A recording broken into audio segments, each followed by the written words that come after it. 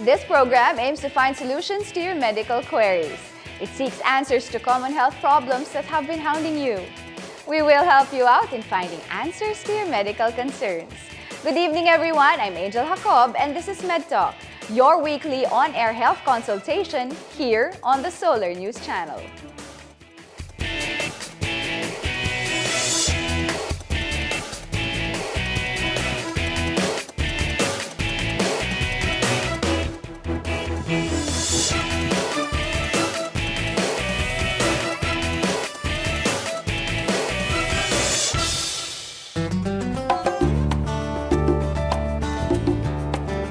They say that the hair is our crowning glory.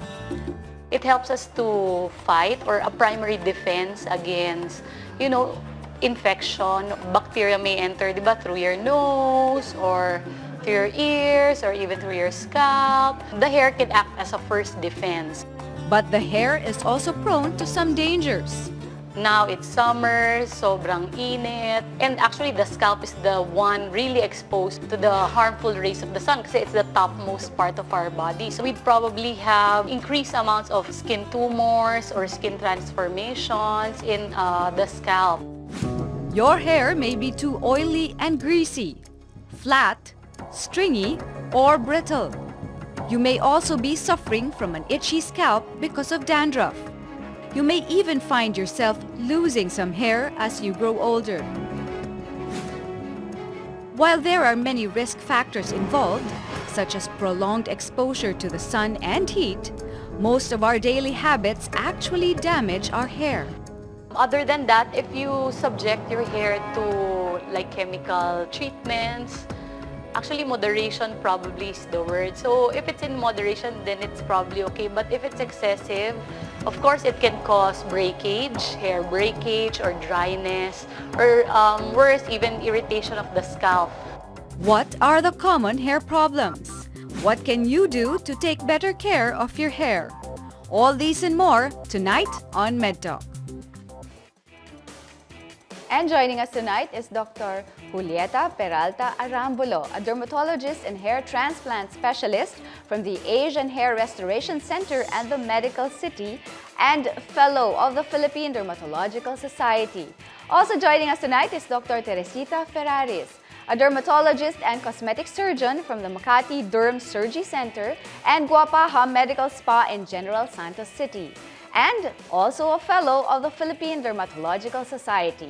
You may join the discussion by calling our hotline at 548-4678. Good evening, doctors. Welcome to the show.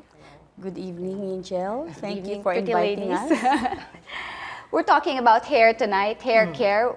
Okay. Why do we have hair, and what are the many useful functions of our hair? Okay. As what Dr. Teresa earlier said, it is for protection. It protects us from the sun. It protects us from the cold, from the air, because it also used as insulation, because it serves as a physical barrier between the external environment and the skin, and also it used as a sense organ. Diba, tactile senses, Sabi nila na pag balbon ka, para kang medyo sensual. Yeah. Okay. And the lack of hair, what does that mean? If kung balbon, sensual, the lack of hair is... No, usually naman lahat ng tayo may hair sa body. Kahit diba? konti lang. No, you can't say naman talaga na yung isang tao has more than the other just by that's right. looking at it, no? Na superficial. On average, a person has 5 million hairs. 5 million hairs. All over the body. Okay. Okay, and I just want to add Yes, the please. aesthetic function of the hair. It makes one beautiful. Yes, that's right. Yeah, it improves one's kasi in our practice, they go for more hair. They want to have more hair, and because they want to improve how they look. So the same with the eyebrows and the eyelashes. So it frames the eyes, so it improves one's look. They always say that it's our crowning glory kasi yan ang unang nakikita. Exactly. When someone is coming towards you, you see the hair. If it's healthy, if it's bouncy, if it's That shiny. defines us. And if it defines us, we also wonder, and we're also in awe of those whose hair grow fast. Yeah. as compared to others, di ba? We always comment on, ang bilis humaba ng buhok mo. Mine, hindi masyado. But how does hair grow? Pare-pareho lang ba yan? Or do we see it in a different light depending on whose Actually, head it's on? On the average also, yung growth of hair is about mga 1.25 centimeters a month. Okay. So month. But in some cases, talagang iba nag-grow ng hair faster, iba naman slower. So probably it's genetic. Oh, genetic. And maybe sometimes the growth of the hair is normal for everybody, but for others it is slower because they have illness. They have nutritional deficiency. So is an illness and nutritional deficiency, therefore, mas mabagal humaba ang buhok nila? Because nga, they're not able to eat the proper nutrition to feed, so to speak, now to feed their hair. Because if your nutrition is not so well, the nutrition is diverted to the body to give nutrients to the body instead of going to the hair. Or it may cause also hair loss. Yes. So Hair loss. we'll talk about that, hair loss, in a little while, but we're talking about the body. So how does hair health affect the body in relation to overall well-being? Since we're talking about what you put inside your body affects your hair. So how does it affect our body, what we eat, and how we live, our certain lifestyle? Or maybe you said, how does it affect the hair? Yes. It should be vice versa. Okay, yes. How does it affect our hair? Yeah, as I said earlier, if your body is not well, there's not much nutrients, then there is a diversion of the nutrients. That instead of going to the hair, it goes to the body. And there are now may mga vitamins na can use. It's becoming popular, the biotin and the whey protein. I don't know really if they work, but there are anecdotal reports that they do really induce hair growth. But based so on these are something that they can try. There are many products available outside, but you can try something that has been tried clinically. Meron na kasi mga clinical studies with the use of this whey protein and biotin and you have to choose the right product. So it improves our hair health kasi we want healthy, shiny, bouncy, and beautiful hair. That's right. But if we lack nutrition and we're exposed to the elements that make our hair dry, brittle, and damaged, which may lead to hair loss and sometimes an itchy scalp, we often suffer the consequences of not being confident, diba? Yes, that's about right. our hair. So what are the common hair problems that we face or that we have here in the Philippines? Yeah, usually hair loss. Usually that's the common problem common concern for men and women. Hair loss, and then there's the bacterial infection. There's an infection in the hair. Diseases that causes scaling and drying of the hair, and then there is like lice, kuto. Is that common during the summer? Like? Yes, yes. Okay, lice. We And have hair what loss. else, Lily? Yeah, Doc Lily? in my practice kasi, I see a lot of hair loss problems. And these are medical conditions divided into permanent and temporary conditions, or scarring, non-scarring alopecia. So among the permanent is the hormone-induced, which is the androgenic alopecia. You see this everywhere you go. We have patients are with different patterns, and then it may affect male and female, okay? And this is the most common hair loss problem that I encounter. And then, of course, the second most common is the alopecia areata. Yes. And this is an autoimmune disease. The presentation is also different, maybe mild, and then you'll have involvement of the whole scalp hair. So if you don't have that, that will predispose you also to sun damage. So that, and then even all the hairs all over your body may be involved also. And then, not to forget, may mga habits din yung mga pasyente. I'm talking about my experience, what are the hair loss problems that I encounter.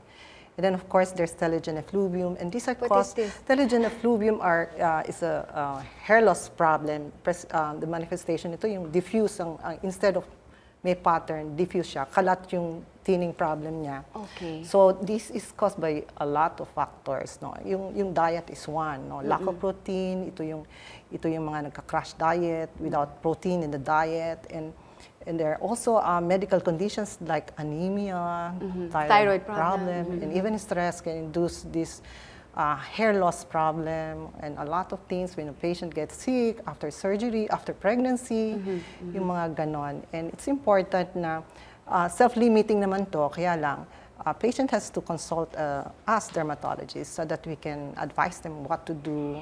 Okay, and then of course, in some cases, I encounter yung mga the damage na hair caused by too aggressive chemical treatments. Okay. No?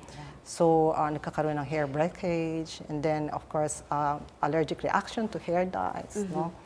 And then if not treated, of course, that can cause infection. Then there will be scarring of the scalp, permanent hair loss.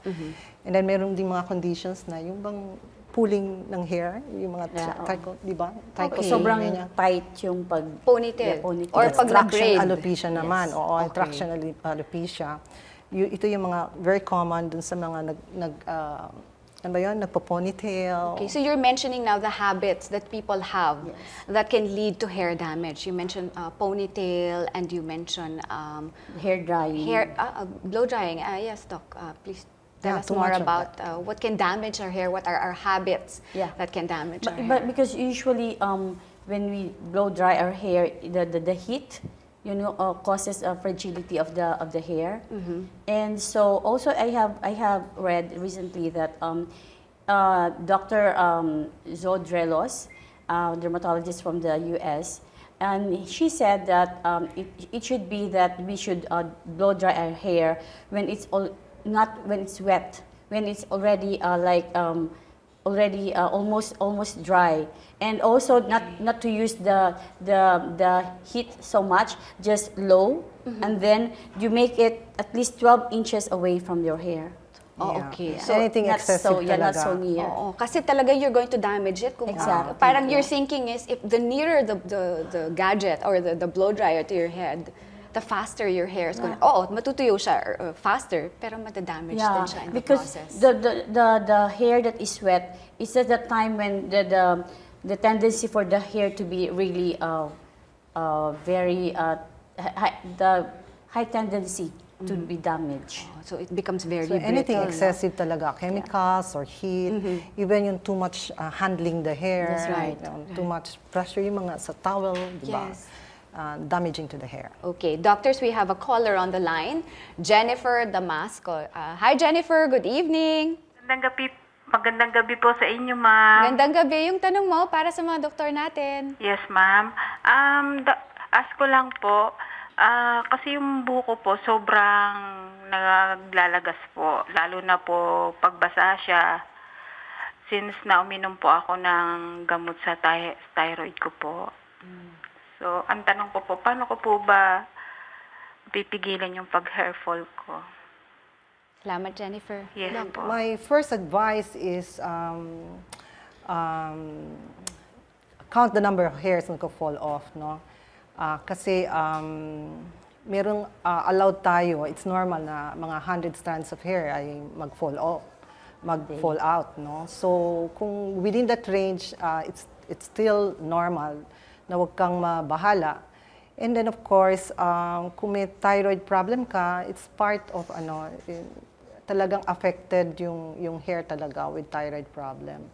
So you have to go to your endocrinologist. Okay, so mention about it. Baka merong alternative medicines na you can try. Tingnan mo kung it will still be the same na kung makokontrol ang hair loss mo. And of course, we can prescribe medications na yung mga minoxidil you can try. You can apply it to induce hair growth, but not to worry kasi temporary lang yung problema mo. After 3 months, 6 months, mag-grow back yung hair mo. Okay. Also, okay, Jennifer, Yes, ma'am. okay na may tanong ka pa para sa mga doktor natin? Wala na po, ma'am. Salamat po. You're welcome. Salamat din sa pagtawag. Okay po. All right. So doctors, we'll talk more about hair care when MedTalk returns.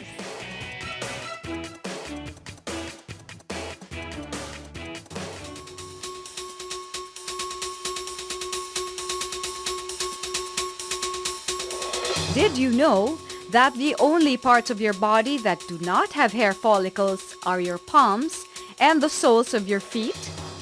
Other places may look hairless, but there are actually small, fine hairs located there.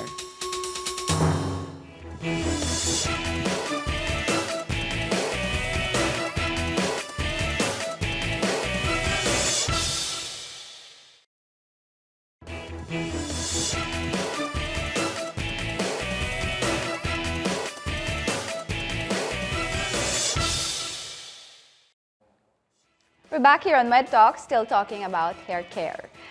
This time, doctors, let's talk about dandruff and dry scalp. Dandruff, dry scalp, itchy scalp. Yes. Is it one and the same? Is there a similarity, a difference? May mga conditions that cause yung itchy scalp at saka yung dandruff. One is seborrheic dermatitis at saka isang psoriasis. For seborrheic dermatitis, usually ang cause niyan kuminsan is one is stress, right? And then kuminsan din genetically there is the tendency to have this seborrheic dermatitis. Sadly, seborrheic dermatitis is like there is no really cure, but you can control. Okay. Usually, the signs and symptoms of seborrheic dermatitis, aside from the itchy scalp or dryness of the scalp, which causes scaling, is scaling also on the eyebrows here, tapos yung scaling dito, and then scaling dito sa ears, and also dito sa beard, and sometimes on the chest. And, in fact, even kung talagang malala, they also have some on the axilla. And usually we give, because there's a history of, if we ask for medical history, they have history of stress. So psychologically, you have to give them support. And then we give them because also in seborrheic dermatitis, there is an evidence that it is caused by a yeast, by a fungal infection. So we give antifungal topicals, and also the shampoos, ketoconazole shampoos, miconazole cream. In my practice, I usually give miconazole cream at night for the fungal infection, and then I give hydrocortisone in the morning as an anti-inflammatory. This is an extreme case of an itchy scalp already. Hindi lang siya dandruff. Hindi lang siya diagnosed as dandruff. So, Doc Lily, dandruff. Yung dandruff kasi normal lang. Kasi, di ba, meron tayong tinatawag na epidermal turnover, no? So, talagang kailangan mag-shampoo ka. Kung hindi, mag-accumulate itong mga cells na to into flakes. Okay. No, may thin flakes. She talked about yung abnormal flaking, no? Kasi in what she talked about psoriasis and seborrheic, abnormal yung epidermal turnover, masyadong mabilis. So nag-accumulate yung yung scales into yung flakes into thick scales, no? Normally yung normal dandruff kasi fine lang siya, no? But if you don't shampoo your hair also, that will accumulate. So it's very important that you really have to shampoo your hair to remove all these. They say flakings. also because there's sebum in our scalp, the oils, it gets stimulated, it comes out. So if we shampoo our hair often, then it's also not good. So what is the Too much medical oiliness advice? is not good. It can precipitate more dandruff formation. And then of course she mentioned about the yeast, no? If it's very, that's normal, yung mga yeast sa atin. There's a normal flora talaga, yeast and bacteria sa scalp natin. But too much of that, because you don't shampoo, gives one a problem. So you have this itching, sensation, di ba, nangangati, and then inflammation. And then if you have, as you mentioned, yung seborrheic dermatitis and psoriasis, this can aggravate the condition. So you really need to use a good shampoo to remove all the scales, and you have to treat also the inflammation with steroids. Like that. So if there's an inflammation, let's talk about the inflammation and treating it with steroids. Can it lead to a bigger health problem, bigger hair health problem like cancer? No. No, it can just treat the inflammation. And of course, it's important that a patient knows how to use it. So may duration lang ang use of topical steroid, not oral steroid. No, it will never cause skin cancer. Okay. That's why it's very important for them to follow up to the dermatologist. Yes. Oo. Because there is a certain period of time that you can use the creams.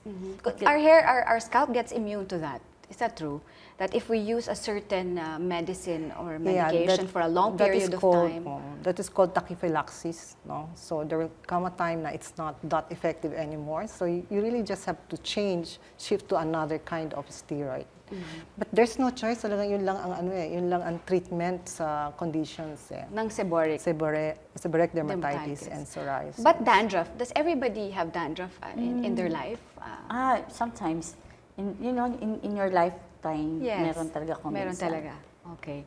And that one can be treated with the shampoos that have a certain ingredient to remove the flakes, and it won't Yes. come back.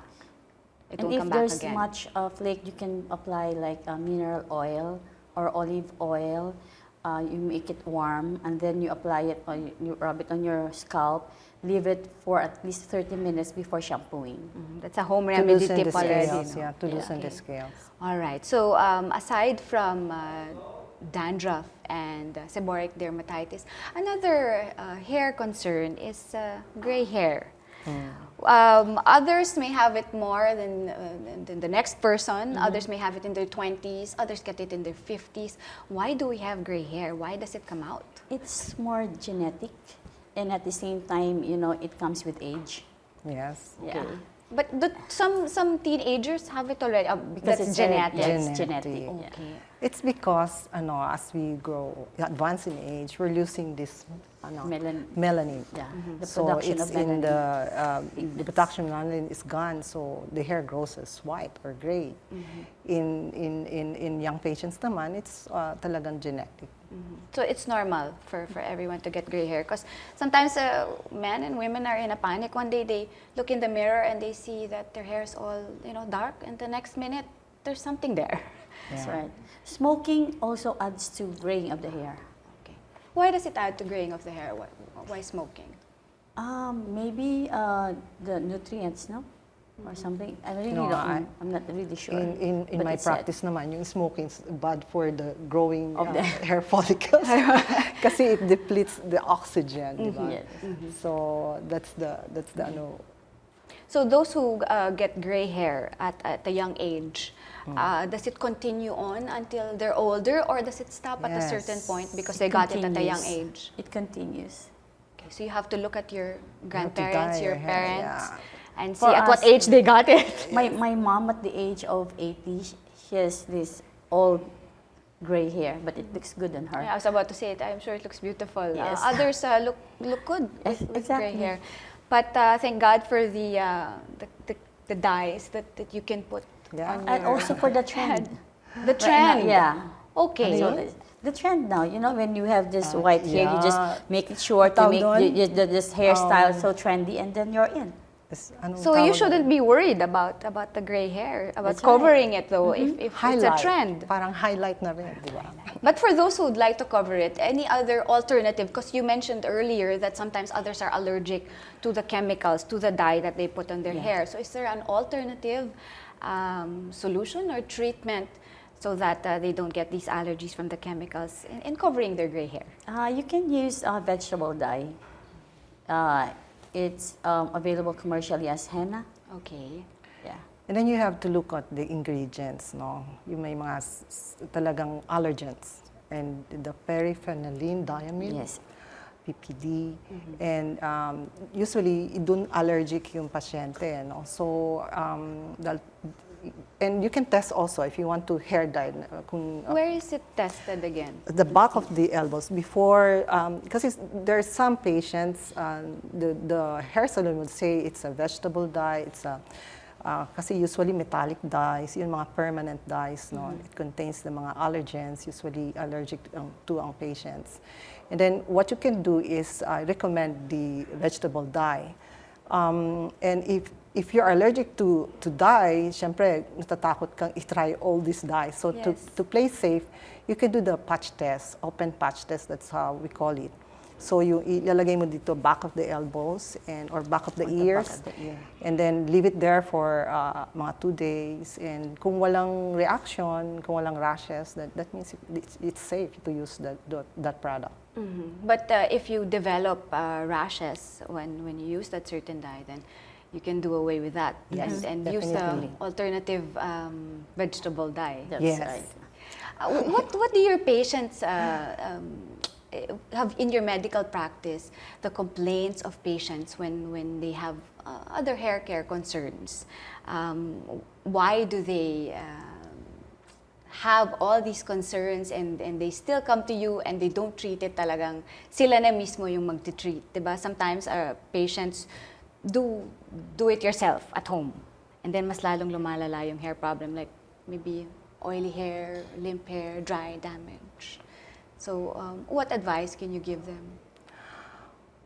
Okay, for oily hair, I think you have to shampoo your hair more often. And for what type of shampoo, there's so many shampoos available outside. You Is can there a really certain try. ingredient that you should look out for Yes. when you buy shampoo for oily hair? For oily hair, you use a deep cleansing shampoo, and the ingredients is like you look for sodium lauryl sulfate, Okay. LAURYL, and then the other one, sodium laurel, it's laureth sulfate. This is good for normal hair because it's not so deep cleansing.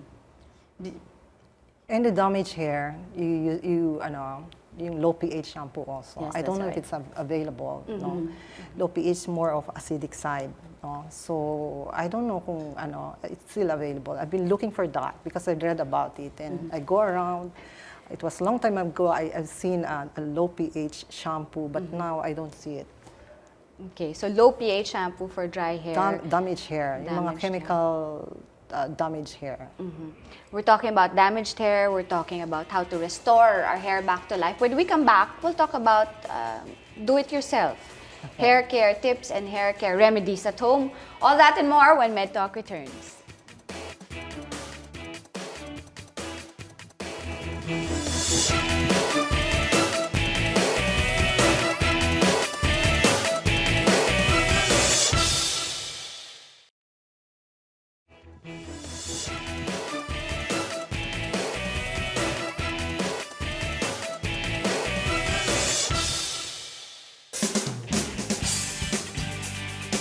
Are you having a bad hair day?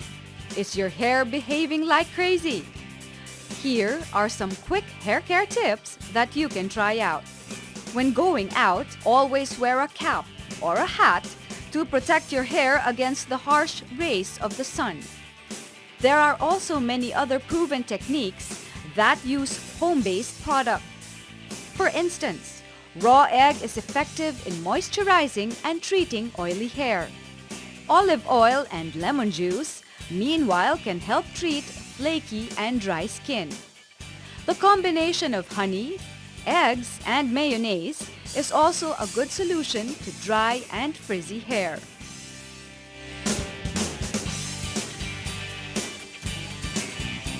At the end of the day, it is important to seek the advice of an expert. They will help you identify the safe and right products that you can apply to your hair. They can also suggest other effective treatments and procedures you can try to help keep your hair healthy and beautiful. We're back here on MedTalk, still talking about hair care. Doctors, it's summer, it's very hot, our hair tends to get damaged because of the sun's rays. How do we protect our hair, most especially our scalp, during the season?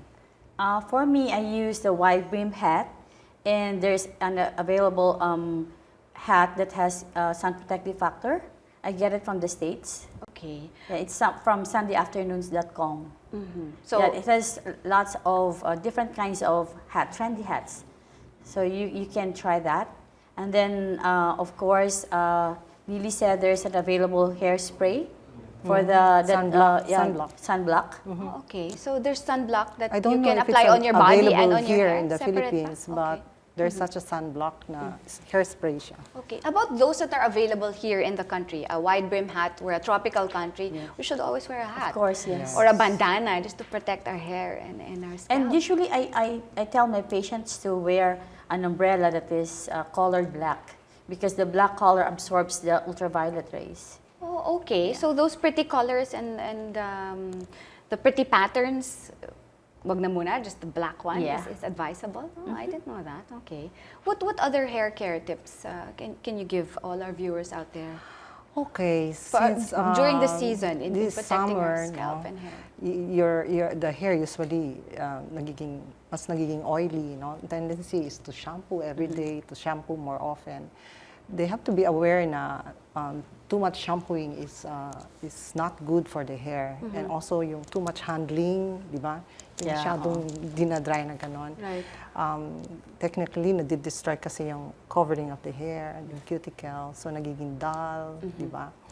And then, of course, when you comb your hair, okay, kung ang problema if your problem is thinning hair, so when you comb the hair, use a white tooth comb. Yes. White tooth comb para hindi I masyadong... use that even if I have short hair. Oo, para hindi, you don't pull the hair. Okay. You mentioned too much shampooing during the season. It brings about oily hair. But too much exposure to the sun, can it cause Yes, skin cancer on our Yeah, scalp? if you Yes. don't have the hair, usually common to dun sa yung mga bald talaga, wala silang protection. So it's important na to apply sunblock. Mag-apply silang sunblock kung wala silang Hair. if they have short hair, shaved hair, di ba? And then if they're really bald, if you stay under the sun, to apply sunblock on the scalp, it's very much available because skin cancer can develop. Doctors, we have a question from Facebook this time. I have an 8-year-old daughter who's into competitive swimming. She has damaged hair because of the chlorine in the pool. What product should I use? I think there is available in the market that is shampoo for when you go to the pool, like for protection from chlorine. You should Okay. try looking for that. I had one before. That's available. I've seen that in the market because, of course, summer, everyone's taking swimming classes. The swim cap. Swim cap, okay. Also. And then right after swimming, shampoo your hair to remove Yeah, the chlorine. rinse diba? off right away. Okay. And maybe use a lot of conditioner. Hair conditioner is really useful. So hair conditioner is you should always follow it up after your That's right. shampoo. Yeah. Because it coats the hair cuticle. Moisturize the hair. Moisturize. Actually. Okay, and what other tips can you give? You said moisturize the hair, shampoo, and follow up with a conditioner. What other And then, tips can you share with us? You handle your hair sparingly. Don't scratch too much because scratching, it's not only you don't destroy you don't only destroy the scalp, but also you destroy the hair shaft, and it becomes fragile. And of course, as we said, I used brushes with a rounded tip. Okay. Okay, and then they said you stimulate your sebum when you brush your hair while it's wet, but it's not. The more you brush your hair when it's wet, the more you damage your hair. Sleeping with your hair wet. What's your take on It's that? not true. They say it can damage your eyes. No, it's not true. to That's that. not true. Sleeping in a ponytail, Yes. that can damage your hair. Yeah, because it That's stretches your traction. scalp. Can destroy the hair follicles. I think they're asking about the skin cancer. No, usually these are in patients with without hair, so you really have to see a dermatologist for us to search the scalp, especially if you always stay under the sun, That's right. too much exposed. you There are advise to early put- signs of skin cancer. They're not malignant, but they are pre-malignant, can degenerate into something malignant. So we look at the actinic keratosis. Usually ito yung mga rough, kala mo scales, kala mo dandruff. But actually, when we look closer, mga actinic keratosis na yon. So they have to be removed as soon as possible so that hindi na sila mag-develop into skin cancer. So is it, what do we see in that? Is it red? Is there a patch? It's rough and Rough scaly. skin colored. I see a lot of that kasi nga because of my practice, so they're bold, and I see a lot of growth on the scalp. So yung mga scaly, roughness, and inflamed also. That needs medical attention right away Yes. para hindi na Oo. mag-lead sa skin cancer. Doctors, we talked about damaged hair, what we can do.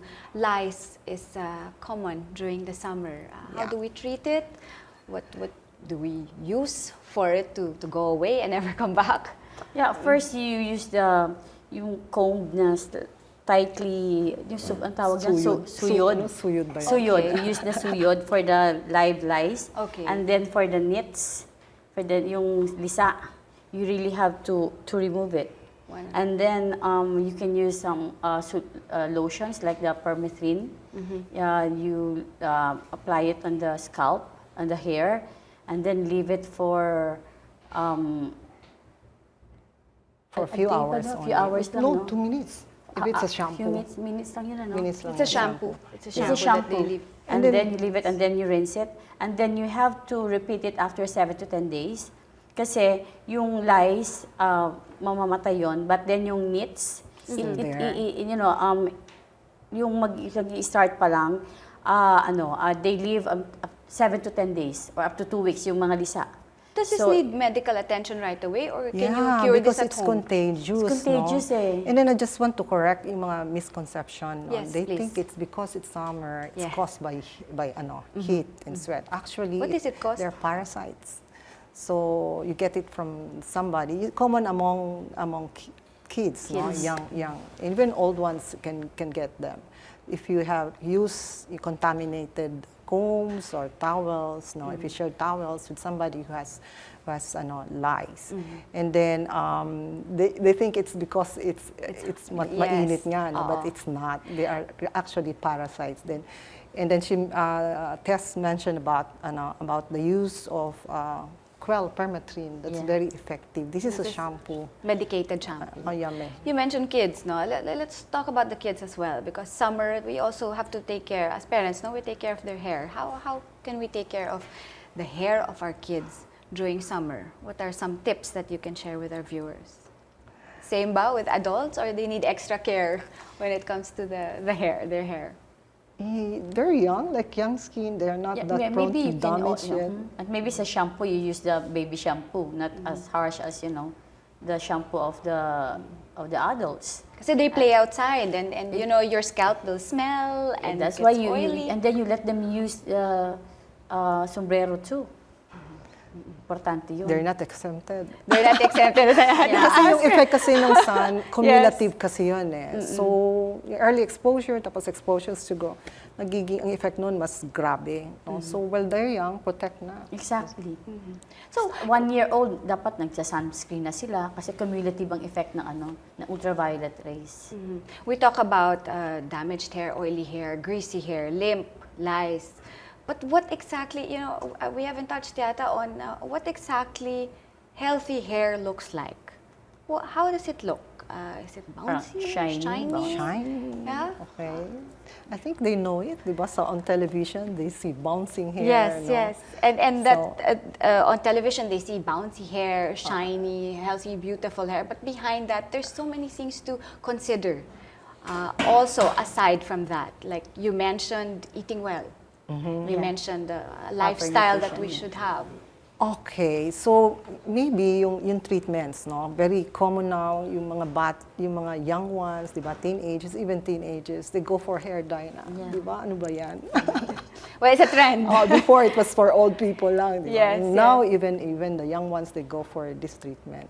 You make sure lang na ano. I think the recommendation from experienced and certified stylist or hair salon, you can do it like once a month, once every 2 months. Not you cannot do perming and hair dye Yes, at the same time. Yes.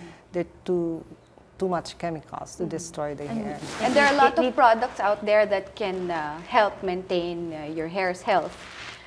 Shampoo, conditioner, and leave-on treatments, even when they're still young. Yes, Dapat bata yes, pa lang, you should take good care of your Exactly. hair already. How about split ends, doctors? Split ends, you have to cut No choice, you have to cut That's it. right. And But then- those who have long hair, they try to tamper with their split ends and they just try to cut it. Will that come back if they cut it by themselves? Kasi ano lang naman yun nag-i-start sa dulo when you really mishandle your hair.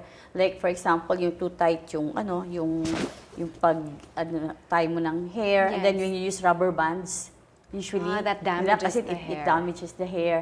And then when you use blow hair dryer that is so high yung heat, okay? And then Is it better to dry your hair in siguro front of air the na electric lang. fan Maybe. instead of a blow dryer? Yeah. It's gonna take longer, but maybe it can keep your Kasi- hair healthier. Kasi you use daw Cold when you hair. dry, You just use use the your cold hair hair, instead of hot your hair. your hair, your fingers, like this. Ganyan lang. Okay. Matagal lang. But yun na nga, gaya ng sabi ko, it can save your hair's health. Exactly. No, pag cold hair. It won't save your time, but it will save your hair. Doctors, we have a question from Twitter. Is it true that some vitamins, you mentioned this earlier, Doc Lily, can make your hair grow faster? Really. Yeah, before they're just myths, but now there are vitamins like whey proteins, even whey proteins and vitamins with biotin.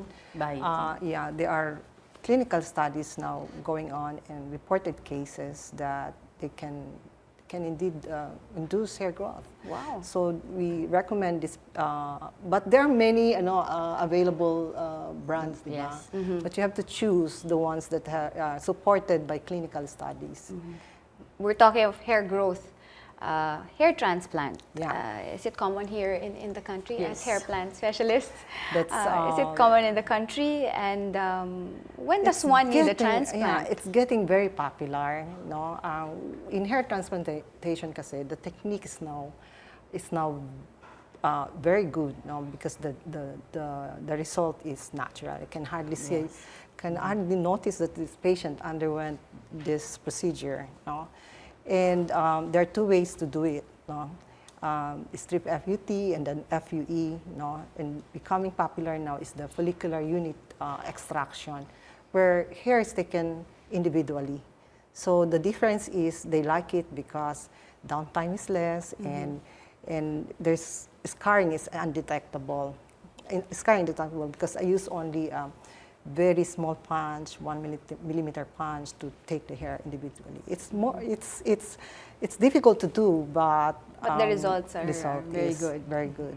Doctors, we'll talk more about taking good care of our hair and what should we feed our hair.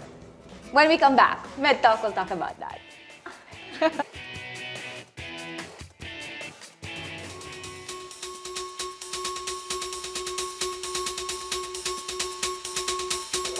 Did you know that a normal person has around 100,000 hairs on the top of his or her head?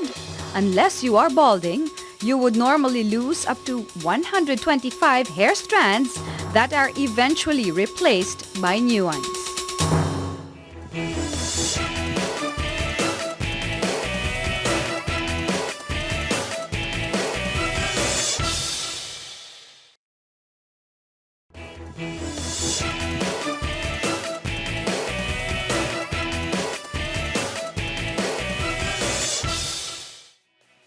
We're back here on MedTalk, still talking about hair care. So how important is diet and nutrition in hair health? Doc Tess? It's really very important. Okay, so as I said earlier, we need good nutrition proper nutrition for the hair. May specific vegetables ba that we have to eat, and fruit and maybe nuts for our hair to Wala be namang healthy? specific talaga, but just basic fruits and vegetables, green leafy vegetables. And then, yun na nga, pag yung fad diet, yung like, for example, there are other goes for high protein. Yeah, since yung cause kasi ng hair loss, lack of protein also, Yes, diba, sa crash diet, and iron. So you have to eat include more protein in your diet, and iron containing food. And then also lack of sleep. Okay. Why lack of sleep?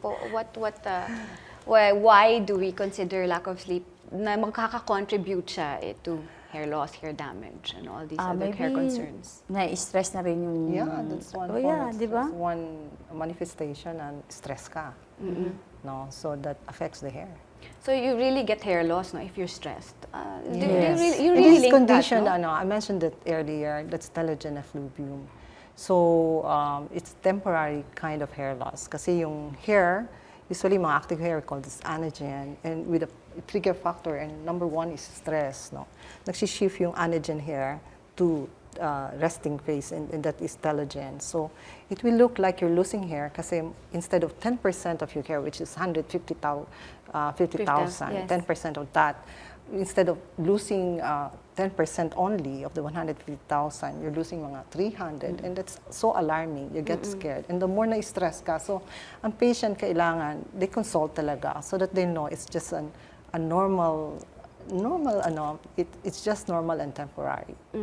So normal and temporary na your Lose ka hair's ng- gonna... How many again? 100. 100 is normal. A day. But if Yes, a you're day. suffering, pag nag-ano ka ng, if you're have this condition, telogen effluvium, it could be more than, it could be more than 100. So what you do is, a good history. Kailangan yung patient, you have to find out what's causing it. Kasi pwedeng nagkasakit, high fever, pregnancy nga, and lack of crash diet, lack of protein in the diet, anemic yung pasyente. So you just have to correct. Thyroid problem, you just have to correct. Yes, The problem. doctor. If there is an abrupt loss of hair, biglaan, then, and tapos madami, then you think of telogen effluvium. Then that's the time you go to your dermatologist. Yeah. So, dun pa lang, that's when you seek medical advice, when it's more than the normal. Lalaglag. How about drinks?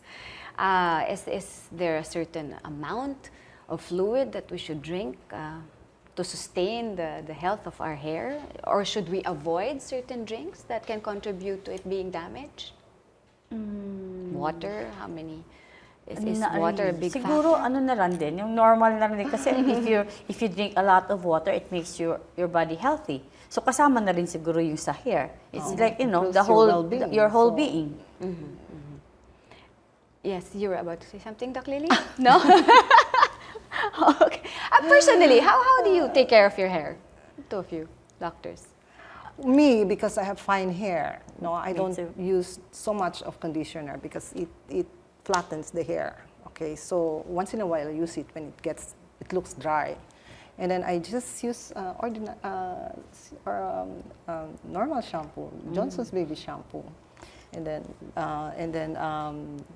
if you have dandruff, you use anti-dandruff shampoo. So that's And for then fine I hair. avoid too much chemical treatment, so I don't like if I can still hide the white hair.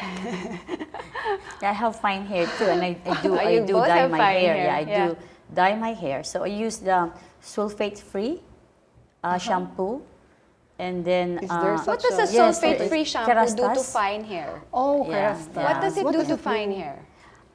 it lessens the damage. Yung parang sa ang chemical lang ba? Parang gano'n. Yes. And then ano ba? So usually yung mga ano naman, yung mga hair damage, no, when they come to our clinic, we give them this hydrogen peroxide rinse and NSS with NSS, and that is to remove the excess chemicals, no, excess chemicals, and then they have to treat the irritation, the inflammation. Otherwise, it can damage the hair follicles and cause a And permanent usually hair when loss. this is what I learned from before, no.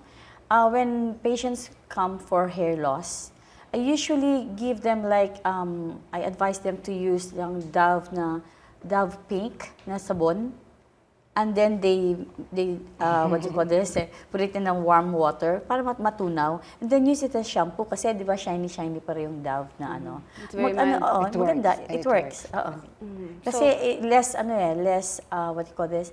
Less irritant sa hair.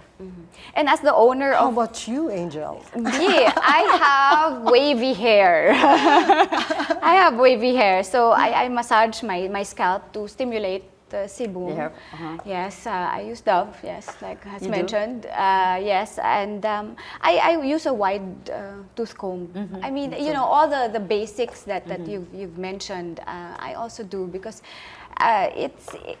it crowns your glory, di ba? Your hair crowns your glory. And it's the first thing, like the first, the opening salvo that I mentioned, it's the first thing people see. Yeah, it's your It's the crowning first glory. thing Yes. people compliment. I Yeah. know. I So know, as yeah. the owner of your hair, you should be Yes. conscious and you should be mindful if there are changes that happen already. And in my practice as a hair transplant specialist, they really, these patients who come for hair restoration, they are really affected by the right. loss of hair, the negative impact, Yes. psychological impact. Yes. So it really builds the self-confidence when the hair is restored.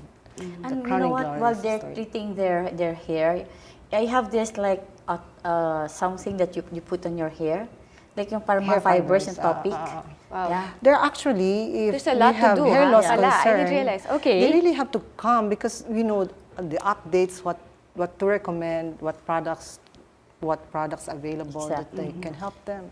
There are many ways to camouflage the thinning hair. Exactly. It may be non-surgical, it may be surgical. There's so many ways, so they just have to come and For consult. any hair care concern, they should seek the help of Yes. their doctor, their Exactly. dermatologist. Because ano kasi, yung causes kasi ng hair loss, marami eh. Hindi lang isa. They always think it's androgenic alopecia, yung hormone-induced hair loss. But actually, there are so many factors that can induce hair loss. And they have to know it kasi iba-iba yung treatment kasi eh. How to treat this condition, iba-iba kasi yan. And knowing it, you should also know the type of hair that you have. Wavy, straight, fine, curly, thick. Yes, And talaga. you've That's helped genetic. us. That's Genetic. genetic. So again, look to our Genetic and- parents Yes, and that's grandparents when we have our hair care concerns, and we'll take the cue from there. And when we have a bigger concern, then we consult the dermatologists That's like right. we did Yes. tonight. So thank you so much, Dr. Tess and Doc Lily, for enlightening us on how to take good care of our hair. Thank you. We'll see you again next Tuesday, 7 p.m. here on your scheduled on-air consultation on the Solar News Channel. I'm Angel Jacob. Good night.